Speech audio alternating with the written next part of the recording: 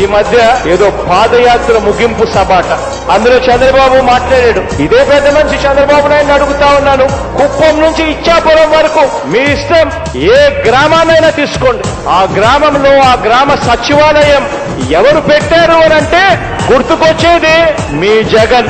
ఏ గ్రామమైనా తీసుకోండి, ఆ గ్రామంలో ప్రతి 50 ఇళ్లకు ఒక వాలంటీర్ వ్యవస్థ, ఆ వాలంటీర్ వ్యవస్థతో పెన్షన్ పెంచి మరి 1వ తారీఖునే ఇంటికి వచ్చి చిక్కటి చిరునవ్వుతో గుడ్ మార్నింగ్ చెబుతూ పెన్షన్ చేతిలో పెడతా ఉన్నది మీ జగన్. రైతన్నను చెయ్యి పట్టుకుని నడిపిస్తూ గ్రామంలో రైతు భరోసా కేంద్రం తీసుకువచ్చింది ఎవరు అనంటే మీ జగన్.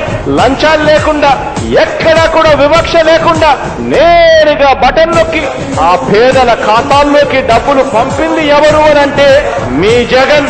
గ్రామాలలో వెళ్ళినప్పుడు ప్రివెంటివ్ కేర్ లో ఎప్పుడు పడని అడుగులు కనిపిస్తాయి. మన గ్రామ స్థాయిలోనే, మన గ్రామంలోనే విలేజ్ క్లినిక్ పెట్టింది ఎవరు అనంటే మీ జగన్.